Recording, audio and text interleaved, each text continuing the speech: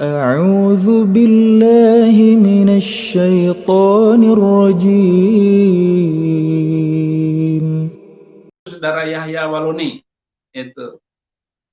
Kalau saudara dulu adalah pendeta, tentu nggak akan murtad, saudara, nggak akan jadi mualaf, nggak mungkin, karena beda jauh dengan apa yang dijanjikan oleh Yesus Kristus, apa yang dikatakan oleh Tuhan Yesus Kristus kepada orang-orang waktu itu, kepada murid-muridnya yang setia, ya. Yohanes 10 ayat 28, aku memberikan hidup yang kekal kepada mereka. Yesus mati di atas kayu salib. Aku memberikan hidup yang kekal kepada mereka, dan mereka pasti tidak akan binasa selama-lamanya. Pasti tidak akan binasa selama-lamanya. Dan tidak ada seorang pun yang akan memaksa, menipu, menyesatkan dia. Tidak ada seorang pun yang mengambil dari tanganku. Wala ahadun yahtifu minni, tidak ada seorang pun yang mengambil dari tanganku. Itu kalau orang itu sudah membaca Injil, membaca Alkitab, membaca firman Tuhan. Jadi nggak mungkinlah masuk pindah agama seperti yang saudara lakukan itu. Sampai hari ini banyak pendeta tidak tahu di Indonesia ini. Makanya saya tunggu-tunggu kalau jadi debat ini, Allahu Akbar. Dia nggak tahu. Kalau dia tahu tentang Nabi Isa, betul-betul mereka tahu siapa Isa, bagaimana sepak terjang dakwah Isa, dari silsilah keturunan Isa. Insya Allah, saya yakin 1000% mereka pasti converts, masuk Islam. Tapi persoalannya karena tidak tahu, ini persoalannya. Karena nggak paham. Menuduh-nuduh Muhammad ini adalah orang yang membawa Al-Quran, membuat Al-Quran. Mana mampu Rasulullah SAW. Al-Quran ini bukan buatan Muhammad. Sebelum Muhammad menjawab apa yang ditulis oleh saudara Yahya Waloni. Dia bilang surga bagi Islam, neraka bagi Kristen. Kalau Anda bisa memastikan itu dari mana Anda dasar ngomongnya, saudara Yahya Waloni, saya nggak tahu itu. Tetapi kalau apa yang saya baca, apa yang saya pelajari, saya dulu mengajar tafsir Al-Quran. Tidak ada satu ayat pun yang memastikan orang masuk surga. Tidak ada satu ayat pun yang mengatakan bahwa seseorang itu masuk surga. Bahkan ya, di dalam Al-Quran surat ke-46 ayat 9, orang-orang Yahudi dan orang-orang Nasrani bertanya kepada Muhammad, apakah kamu masuk surga atau tidak? Lalu Nabi Muhammad menanti sampai ada satu wahyu turun seminggu kemudian, lalu turunlah ayat itu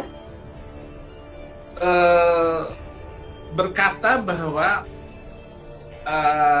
saya bukanlah rasul yang pertama di antara para rasul. Jadi qul ma kuntu bid'am minar rusuli wa ma adri ma yaf'alu bi wala bikum. Katakanlah, aku bukanlah rasul yang pertama di antara para rasul, dan aku tidak tahu apa yang terjadi atas diriku. Aku tidak paham apakah aku masuk surga atau tidak.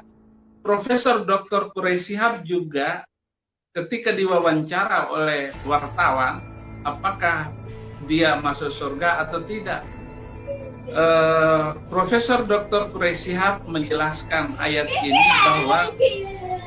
bahwa tidak ada kepastian, bahkan aku tidak tahu apa yang terjadi atas kamu. Jelas sekali ayat itu, saudara Yahya Waluni.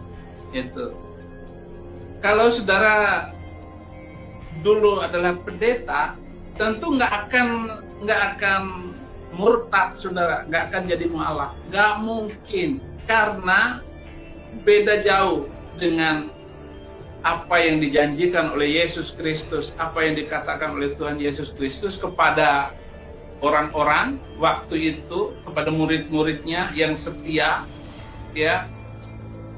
Yohanes 6 ayat 47, man amana bi ilayya fa alaihi hayatal abadiyah. Historik. Tidak ada sejarah, tidak ada teori.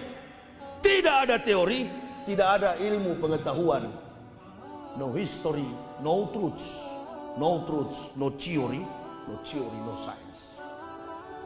Beberapa juta profesor di dunia ini, Allahu Akbar, membangun disertasi. Begitu datang peradaban baru, tergeser oleh pengaruh zaman. Tapi pernahkah Al-Quran bergeser? Pernahkah Al-Quran ini bergeser, menyimpang maknanya, definisinya sampai kepada makna spiritual yang diamalkan oleh umat Islam? Enggak pernah.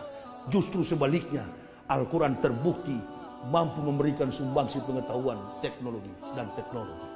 Science and teknologi. Kaya di dalam Al-Quran. Saya sudah pelajari selama 8 tahun. Baru saya masuk Islam. Bukan terpengaruh karena orang Islam yang bujuk. Enggak ada.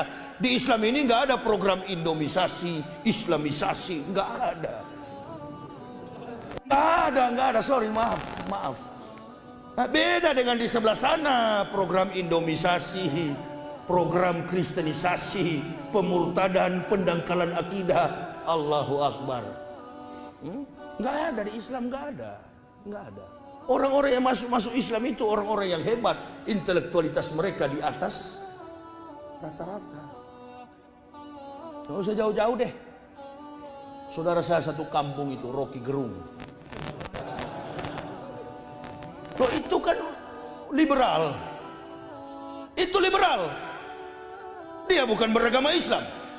Tapi konsep yang dia bangun dalam statusnya sebagai seorang filsuf dalam sebuah wacana peradaban sebuah negara, selalu standarisasinya kontekstual, sesuai dengan apa yang terjadi dalam sebuah struktur pemerintahan, baik yang menyimpang maupun yang lurus. Artinya apa? Pemikiran-pemikiran Rocky Gerung itu adalah pemikiran Islam. Sebaliknya dari kita, Allahu Akbar, sorban putih di kepala, otak kafir.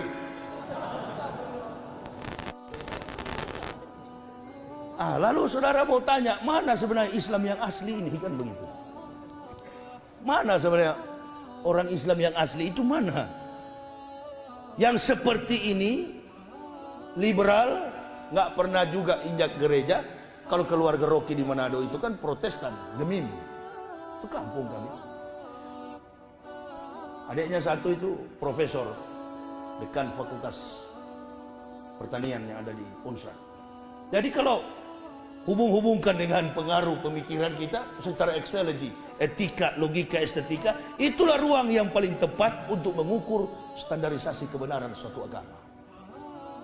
Bukan membanding-bandingkan ayat-ayat Bible dibandingkan dengan Quran, Bible dibandingkan dengan Quran.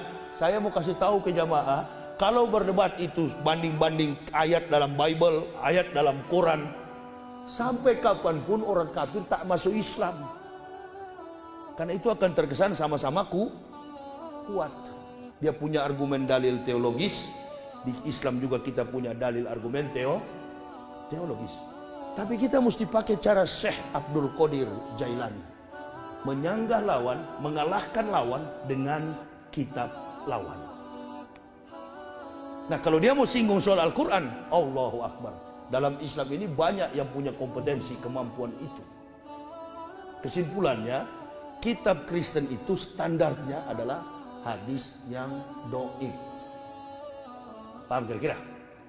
Standarisasi, keaslian, legalitas daripada Bible Kristen, New Testament adalah hadis dhaif.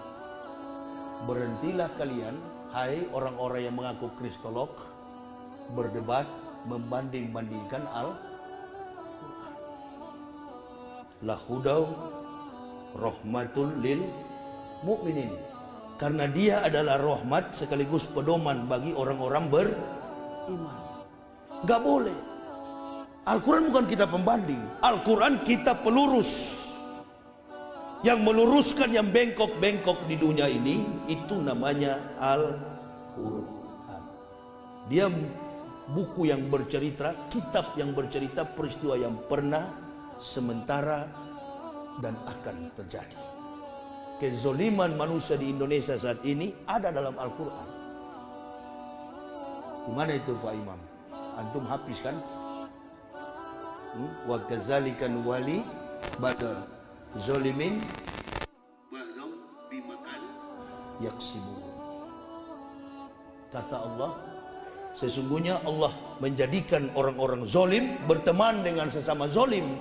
Supaya apa? Supaya mereka melakukan apa yang mereka kehendaki. Inilah sekarang. Jadi Pancasila itu omong kosong, hanya dijadikan sebagai alat politik.